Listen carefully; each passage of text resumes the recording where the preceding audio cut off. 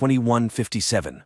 A voiceover narrates, Earth has forgotten about wars and famine. Nature has revived, medicine has conquered deadly diseases. Humanity is exploring unknown planets, entrusting the search for extraterrestrial life in deep space to students full of strength, courage, and a belief in goodness.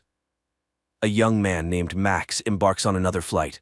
Suddenly, his spacecraft is damaged by an asteroid and makes an emergency landing on an unknown planet. Max steps outside, and immediately his shuttle explodes, leaving him without communication. But he doesn't despair, and first of all, decides to explore. By all parameters, the planet resembles Earth, and the astronaut hopes to find help and maybe a communication system here. But an indigenous inhabitant captures him in the forest.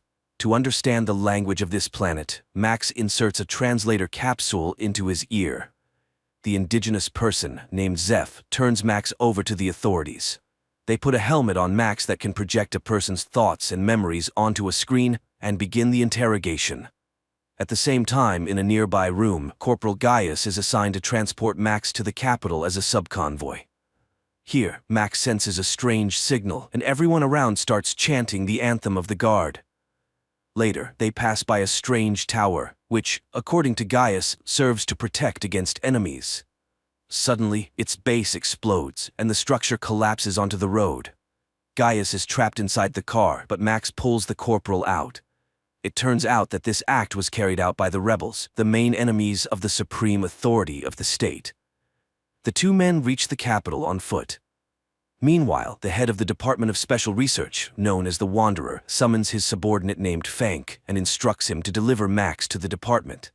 Fank takes Max away, while the Republic's prosecutor reports that the Wanderer has taken in a strange savage and instructs gathering all available information about it. Then it's time to activate the towers, and everyone prepares in their own way. The prosecutor enters the bathroom and clamps a special stick between his teeth.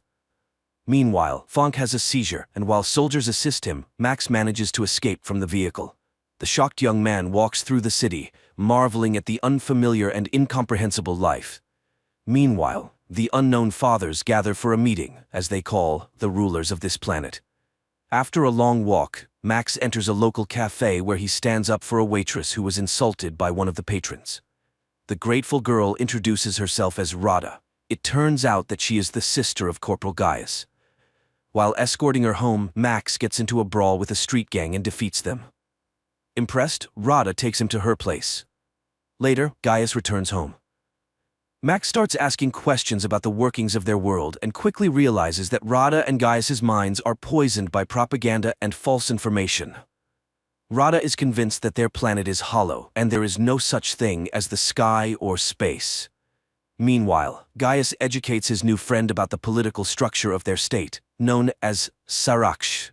The unknown fathers are the saviors of the homeland who have stopped wars with the help of defense towers that protect the country from attacks. Nobody knows the unknown fathers' true identities because they are not rulers, but public servants. At Max's request, Corporal recommends him for the guard. Max demonstrates a high level of training, which surprises Gaius.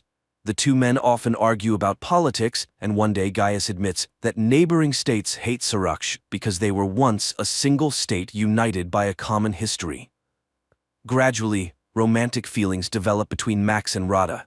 They go for walks often, and Max tells her about his home planet, Earth, and regrets that his parents believe he is dead.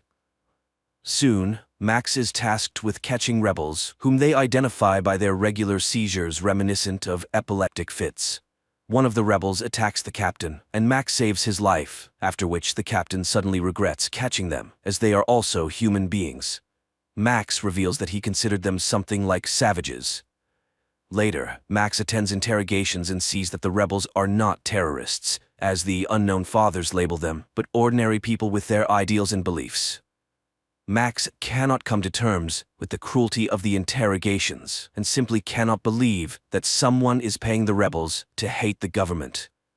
Meanwhile, Fank reports to the Wanderer that he has found the savage, while Gaius and Max are summoned to the captain of the guard, who orders Max to execute the arrested rebels.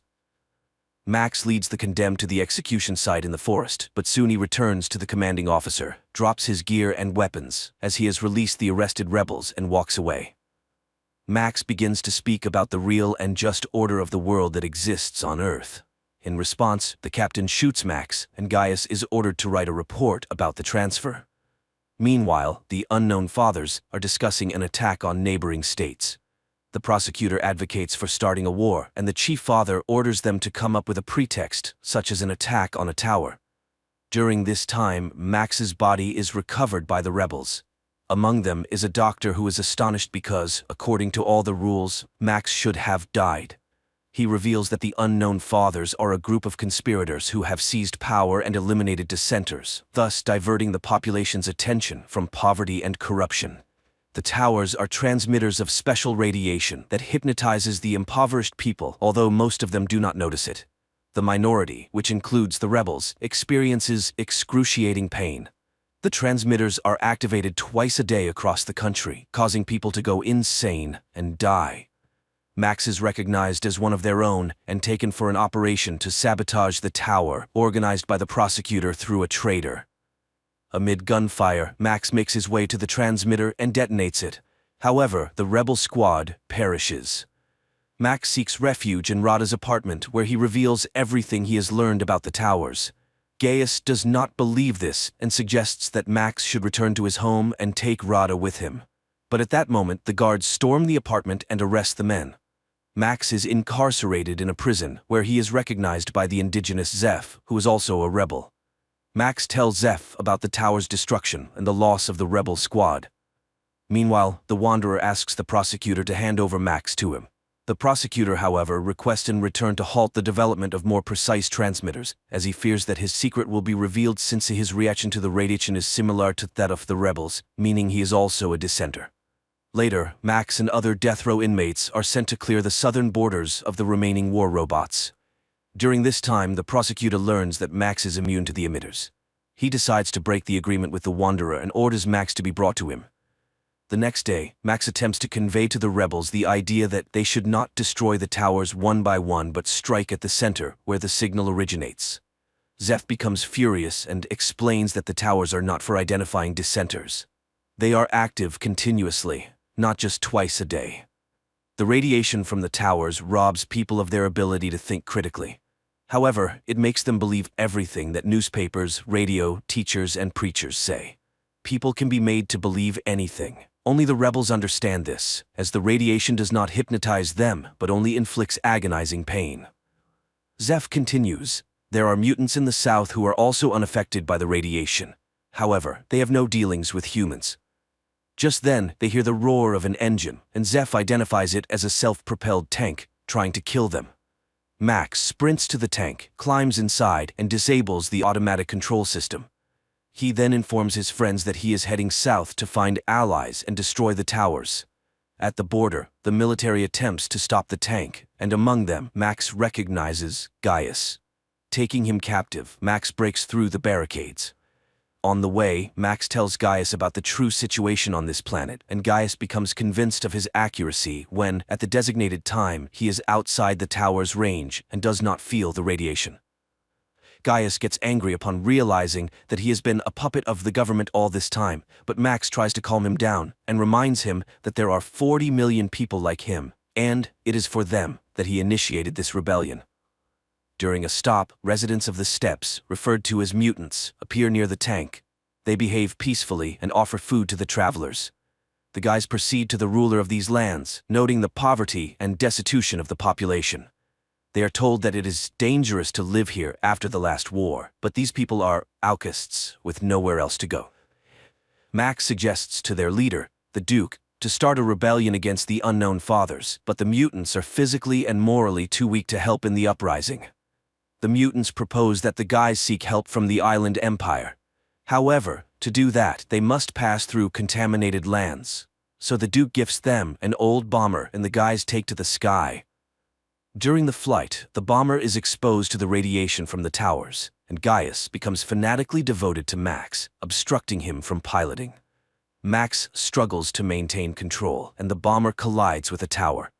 Gaius suddenly snaps out of his fanatic state with no recollection of what he had just done. However, their aircraft is shot down by the automated anti-aircraft defense system left over from the previous war. The downed bomber crashes into the sea, but Max and Gaius manage to escape and reach the shore. On the shore, they discover an abandoned submarine, and Max decides to go inside. At the same time, in the city, the prosecutor orders Rada to be brought to him, and his men snatch her off the street. He claims to be Max's friend and shows Rada a recording of his escape. However, she doesn't believe him and refuses to assist the prosecutor in his search for her beloved. Rada is thrown into prison.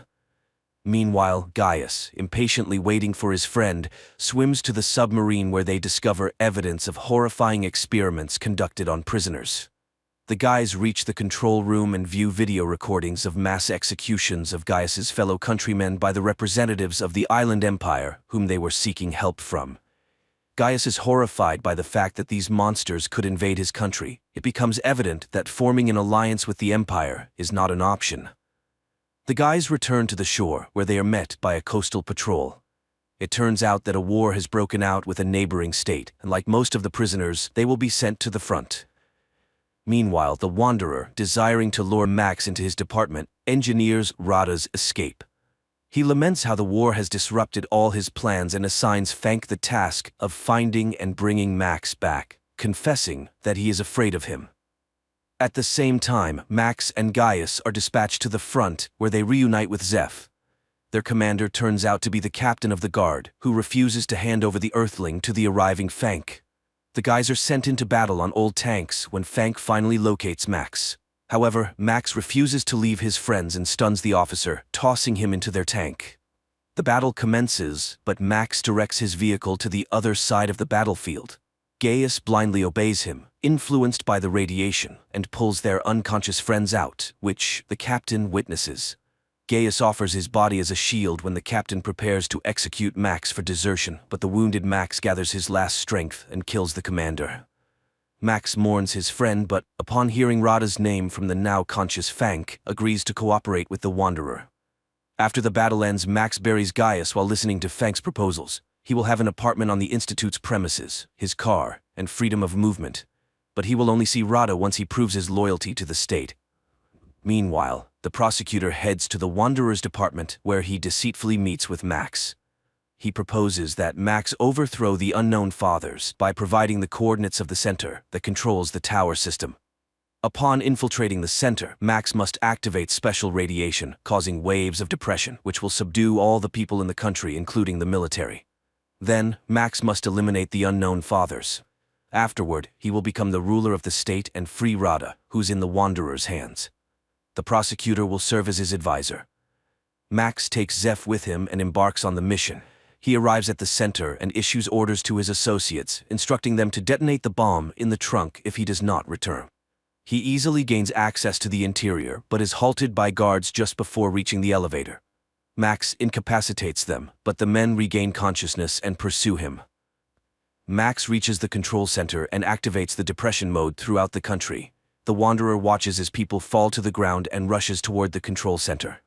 Meanwhile, Max returns to retrieve the bomb, places it inside the building, and triggers it. Then, he leaves the site of the impending explosion. The Wanderer initiates a pursuit of Max and, catching up with him, engages in a confrontation. At that moment, a powerful explosion resounds, destroying the main transmitter. People on the streets begin to regain their senses and sobriety as Max rushes to find Rada and locates her in a cryo chamber. He carries the girl outside, but the Wanderer blocks his path. It is then revealed that he is, in fact, an employee of Galactic Security from Earth who arrived on the planet 20 years ago to assist it. Now, chaos erupts on the streets, leading to a power struggle in which many people will perish. In his rage, the Wanderer beats up a foolish student who destroyed the fruits of his labor. Forgetting about economics and inflation, the state faces famine and invasion from neighboring countries. Max starts to resist and, in turn, accuses the Wanderer of allowing the construction of the towers and the enslavement of the local population. However, the Wanderer reminds him of the laws of history, where all rational beings go through the experience of wars and enslavement. This planet is no exception. It is at this point that Max declares that he is now home. As long as he is alive, he will fight against inflation, hunger, and wars, and will not allow the establishment of yet another society based on slavery. Rada comes to Max, and as they stand together, the Wanderer smiles.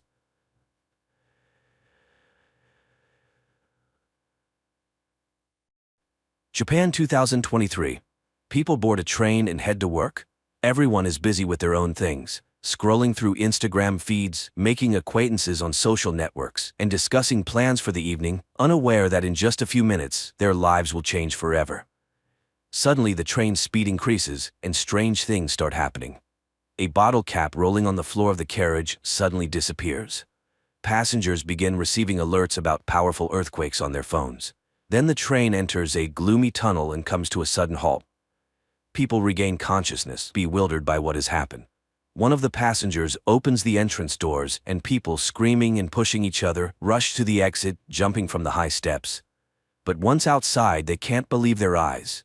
Traces of the civilized world are gone, and they are surrounded by the remnants of a destroyed city, overgrown with trees and grass. Moreover, all the carriages have disappeared without a trace, except for the fifth one they were in. As time passes, the passengers begin to get acquainted. One of the guys, Shirahama, a firefighter, examines the injured and suggests checking the tunnel behind the carriage. He is joined by a girl named Katana and a guy named Hayashima, who also wants to understand what happened. Meanwhile, the police in the city cannot figure out where the last two carriages have gone, while the rest of the train, along with the passengers, remains undamaged. The three volunteers enter the tunnel and walk through the dark underworld for a long time. Suddenly, they notice a light ahead and hurry towards it, but when they emerge outside, they are astonished. There is nothing around that would remind them of the year 2023 with skyscrapers and technology, just a vast, lifeless desert. Shocked, the trio returns to their fellow misfortune mates. Initially, people do not believe their report, but after Hayashima shows a video recording of the surroundings, they are forced to accept the new reality. After 7 hours, people languish in anticipation of rescuers, when one of the girls, Reni, secretly looks into Hayashima's bag and finds a letter marked with the criminal department's seals, leading her to suspect that the guy's a criminal. Then Reni snatches food from Katana's bag, but, thinking she was seen, discards the package. Hayashima picks it up and carries it to the train, just as Katana discovers the theft. Seeing it in the guy's hands, the passengers accuse him of theft. Moreover, Reni reports about the letter from the colony. Offended, Hayashima denies the accusations and announces his departure. At this time, Shirahama pulls out a box of fruits and offers to share them. While Katana is distributing the food, one of the guys reviews the video he made earlier, clearly showing Reni stealing the food. Realizing that Hayashima is innocent, Shirahama and Katana run after him, managing to save the guy who nearly falls into a deep ditch. In gratitude, he confesses that he works as a hairdresser and is already 30 years old. But he refuses to explain the origin of the letter from the colony. Night falls. Passengers somehow settle down to sleep, but many cannot sleep, worrying about their future. In the morning, people begin to realize that they may never return home.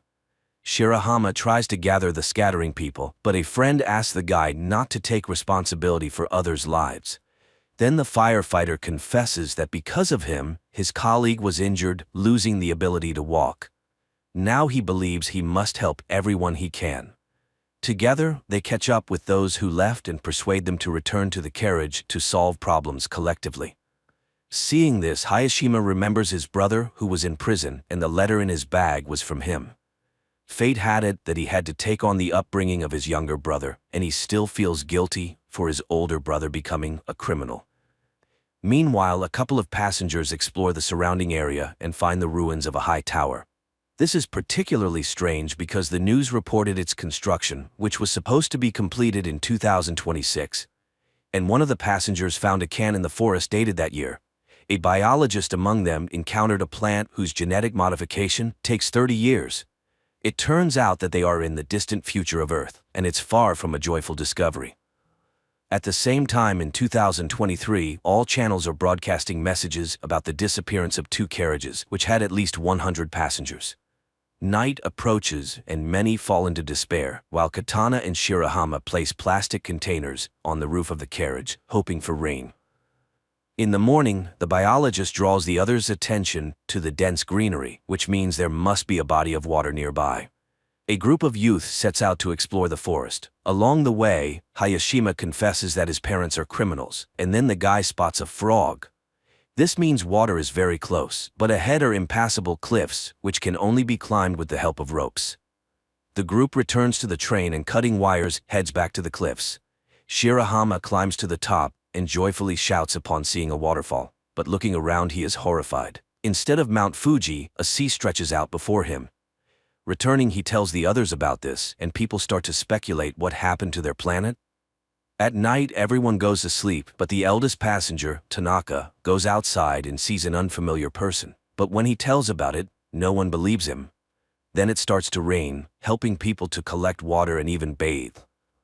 Meanwhile, the biologist continues to study the surrounding fauna, finds several edible plants, and shows them to the others. And still, Katana manages to eat a poisonous berry, but fortunately, her poisoning is not fatal. The news that the girl has recovered has a sobering effect on the passengers. They finally realize that sitting still, they won't survive.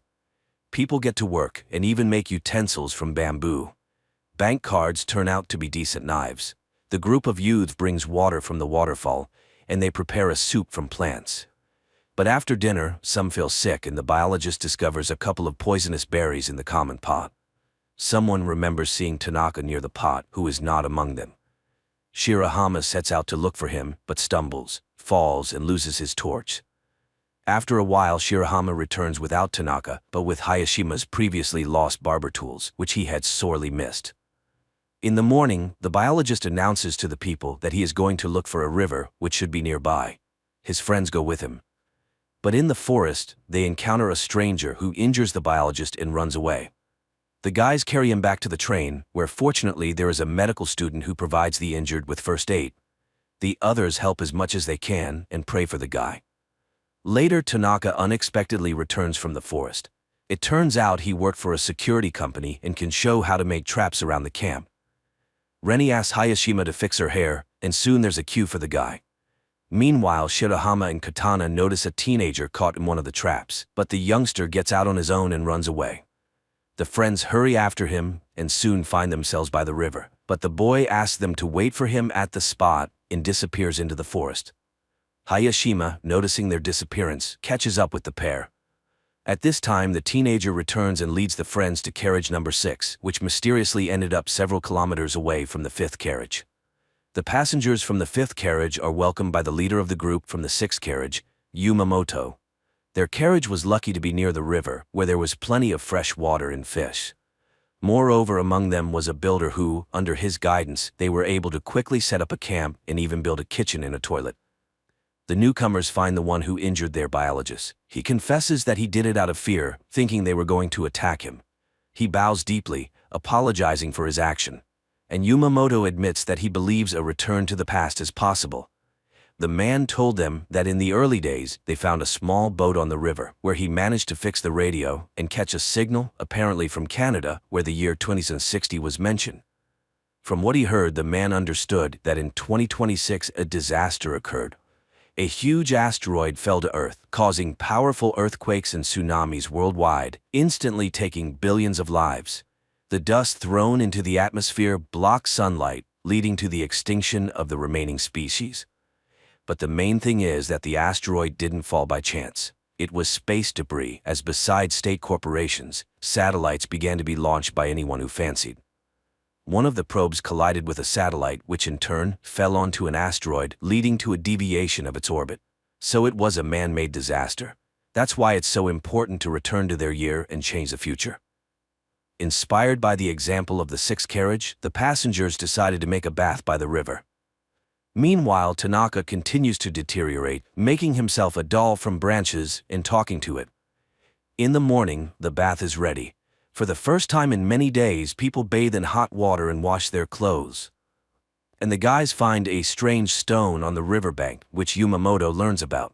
He sends his people to find it, but Reni notices strangers, and one of the guys lets slip that according to their leader, this stone might help them return home. The girls argue about the need to return, and Reni pushes Katana away. She falls and accidentally shifts a layer of soil, under which a dead body is discovered.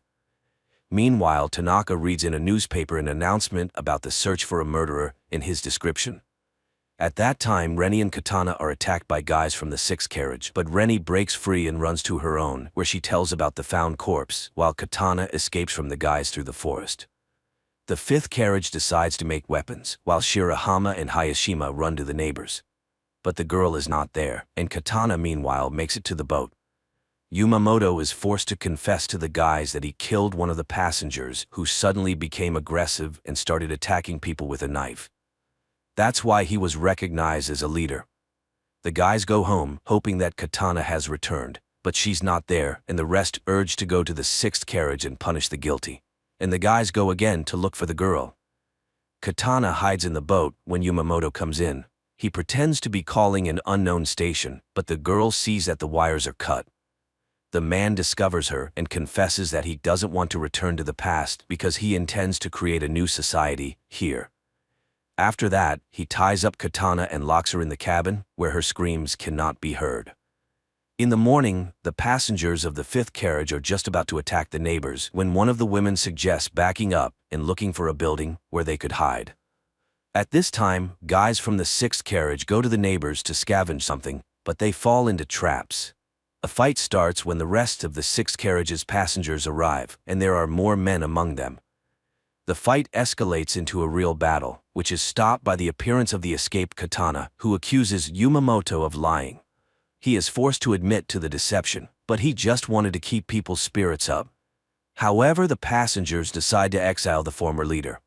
Before leaving, the man hands over a journal from the ship, which contains information about the tower that could help them return to the past. Meanwhile, those who went to search for the building reach the tower and find glowing asteroid fragments there. And in 2023, scientist Ray, after reviewing the video surveillance camera recordings, discovers that a wormhole appeared in the tunnel at the moment of the disappearance of two carriages, which apparently was the result of a distortion in the space-time continuum. The passengers study the journal found by Yamamoto and learn the exact date of the disaster. Moreover, they have an asteroid fragment that possesses a phenomenal magnetic charge. One of the passengers remembers how on the day of their departure, he saw something in the sky resembling a falling star. In the past, Ray, analyzing the same event, concludes that it was the flare from a supernova explosion. In the future, there's also an expert who explains that supernovas occur in space when a star reaches the end of its life cycle and explodes, releasing a massive amount of energy. Apparently, this created the temporal rift into which both carriages fell. It means they need to open this wormhole again. In the evening, a strong storm begins, forcing people to seek more reliable shelter than the carriage. Tanaka opens the rear doors leading into the tunnel. Unexpectedly, a strong gust snatches his doll and sucks it into the wormhole caused by the hurricane. But as soon as the storm subsides, the wormhole disappears. And in 2023, scientists find Tanaka's doll. Passengers in the future conclude that to summon the wormhole, they need a powerful energy source, for which they start looking for remnants of power lines. Digging up each post, the passengers find an electrical substation where, somehow, working equipment is preserved. They redirect enough electricity into the tunnel to stabilize the wormhole with the onset of the next storm, enough to return to the past. The storm starts at night, supported by the power of the substation. The wormhole opens, and everyone enters the carriage except Tanaka, who refused to return. The carriage is swallowed by the hole and races somewhere in space and time until its doors are opened by security service employees who say they have arrived on May 1, 2026, which means there are only a few months left before the asteroid falls. After going through quarantine procedures, the passengers tell the officials, presenting as evidence fragments of the meteorite and unusual plants from the future. Only the officials don't believe the stories about the upcoming apocalypse. Later, the internet buzzes about the incident. The time travelers find fans, which helps maintain interest in the traveler's story about the upcoming end of the world. Meanwhile, scientist Ray becomes convinced that the travelers are telling the truth, as he has also tracked the asteroid. One of the passengers posts an appeal on the internet telling ordinary people about the impending danger, and a passenger who held a high position in the government before the trip makes her way to the Minister of Defense. She listens to her former colleague and reports that the government believed them and is already preparing to launch a missile capable of altering the asteroid's trajectory to pass by Earth. Time passes, and the day of the catastrophe is about to dawn. The travelers decide to gather together on the platform to find out whether it was possible to avert the disaster, and if not, to perish together. But the military successfully completes their task and changes the meteorite's trajectory, saving humanity from total extinction. Quite an unusual series where various theories about the impending doom of humanity are mixed. And the finale of the story is very relevant, emphasizing that life on Earth is the result of the actions of each living being. And the future of the planet is a collective human responsibility.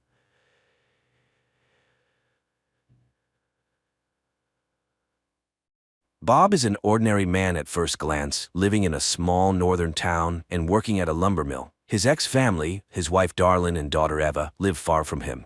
Their relationship is strained. The girl has reached a troublesome age, behaving oddly and completely ignoring her mother. One ordinary day, Bob returns home and receives a call from Darlene, who complains about their daughter and asks him to influence her. However, Bob asks to be forgotten and ends the call abruptly. Yet, he is deeply upset by Eva's behavior, and to relieve some tension, heads to a bar where he soon notices a dealer.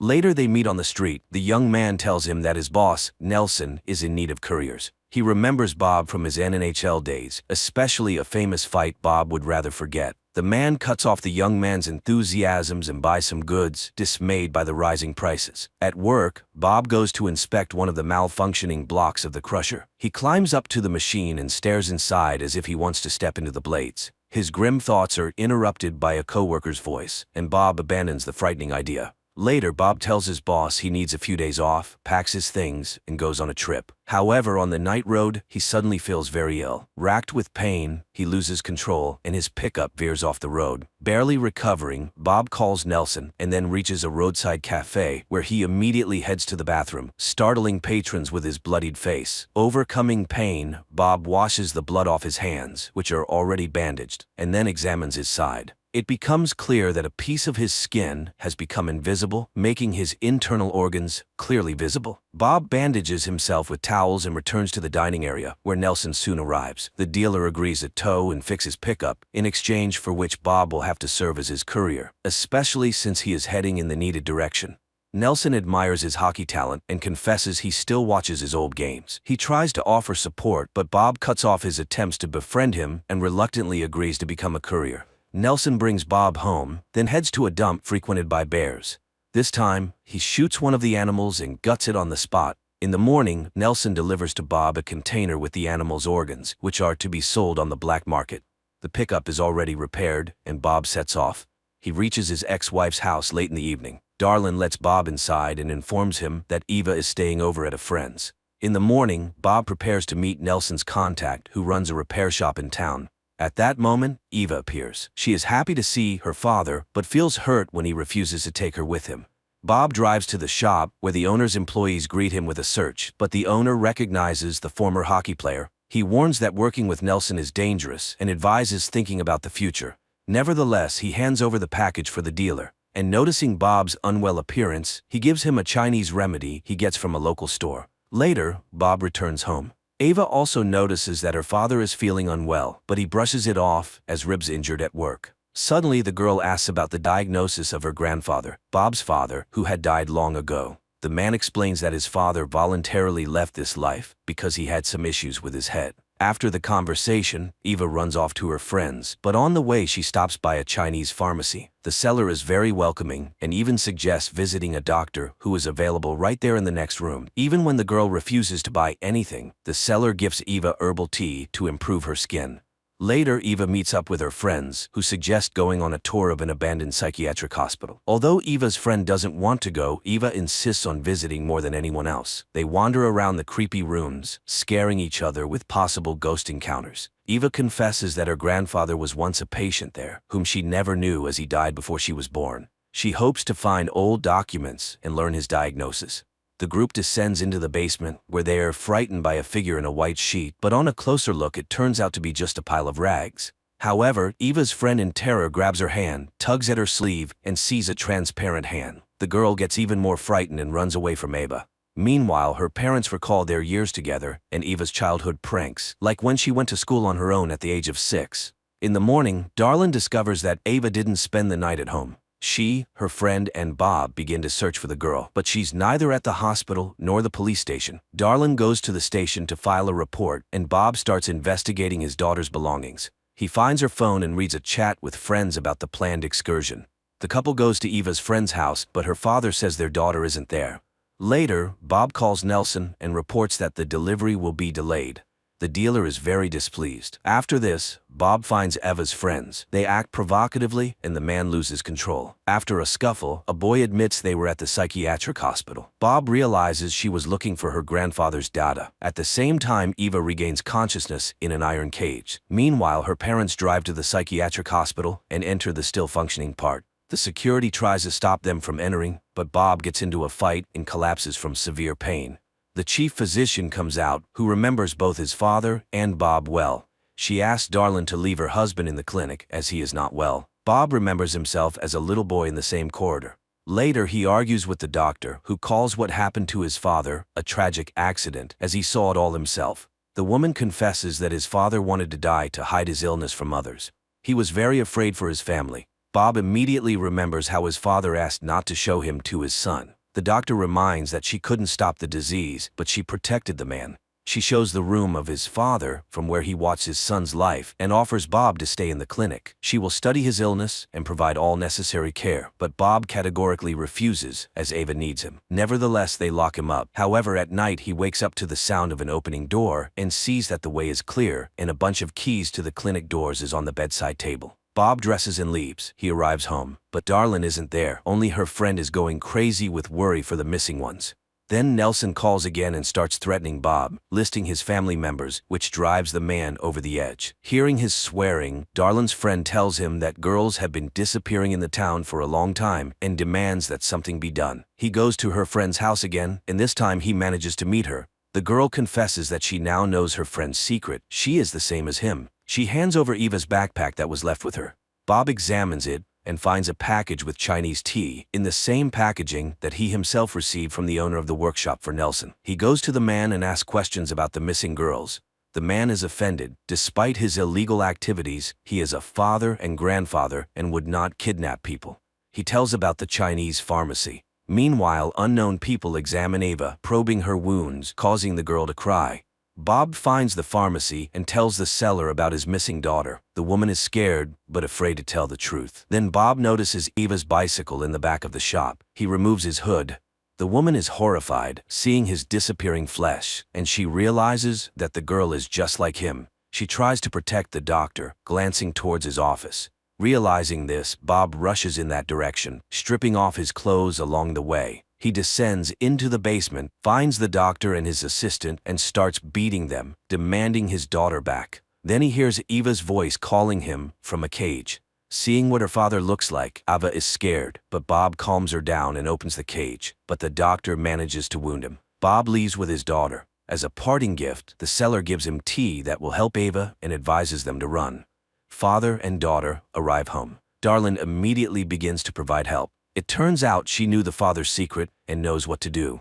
She couldn't confess to her daughter because she was afraid for her. In the morning, Bob regains consciousness and tells his daughter that he had to leave because of the illness. Eva confesses that she quit sports when she started having the same issues. She thought she was alone in this, but it turns out that her father and grandfather also suffered from invisibility. Later, Bob prepares to leave, although Eva doesn't want him to go, but the man confesses that his strength is leaving him, and soon everyone might find out his secret. He says goodbye to Darlin as Eva appears at the doorway with bags, intending to drive her father home herself. Through tears, the mother agrees to let her go. Father and daughter set off. Along the way, Eva starts asking questions. Bob admits that after what he experienced in childhood, he couldn't burden his family, so he left. The daughter promises to make up for everything they missed in their relationship. Soon they arrive at the place where Nelson's new courier is waiting. Bob needs to meet him, but he notices that his face is also beginning to disappear. Eva covers the void with foundation, and the father goes to the meeting. He delivers the package passed by his boss and returns to the car. Soon they reach Bob's home, and the father hands over the tea he got from the Chinese lady to Eva. She brews it and cares for her weakened father. He assures her that she can live here peacefully. People in the north don't meddle in each other's affairs. Meanwhile, Nelson opens the package and finds that he has been deceived. Eva goes shopping, and the dealer notices her. Later, the girl tries to calm her father, who has become almost invisible, and after a while he suddenly says that it's time for him to go, because later he simply will not be able to accomplish what he planned. He is ready to disappear at the sawmill, which he had already tried to do.